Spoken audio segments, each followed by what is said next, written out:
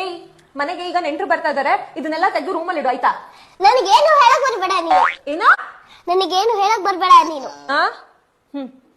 9 ತಿಂಗಳು ಕಷ್ಟಪಟ್ಟು ಹೊತ್ತಿದ್ದಕ್ಕೂ ಸಾರ್ಥಕ ಆಯ್ತು. ಏನ್ ಕಷ್ಟಪಟ್ಟಿದ್ಯಾ ನೀನು? 9 ತಿಂಗಳಿಗೆ ಏನ್ ಕಷ್ಟಪಟ್ಟಿದ್ಯಾ? ಕಷ್ಟಪಟ್ಟಿದ್ರೆ ನಾನು.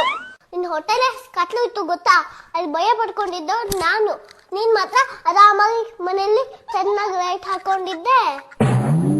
ಅವ್ರ ಮನೆಗೆ ಊಟ ಕರೆದ್ರು, ಇವ್ರ ಮನೆಗೆ ಊಟ ಕರೆದ್ರು ಅಂತ ಚೆನ್ನಾಗಿ ತಿಂತಾ ಇದ್ದೆ.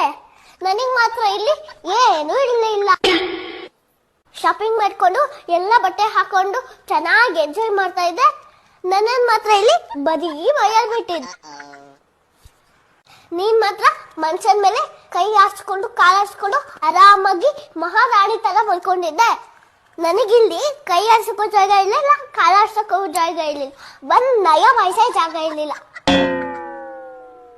9 ತಿಂಗಳು ಕಷ್ಟಪಟ್ಟಿದೆ ನಾನು. ಇನ್ನೊಂದ್ಸತಿ ಏನಾದ್ರು 9 ತಿಂಗಳು ಕಷ್ಟಪಟ್ಟಿದ್ದು ಅಂದ್ರೆ ನಾನು ಏನ್ ಮಾಡ್ತೀನೋ ನನಗೇ ಗೊತ್ತಿಲ್ಲ.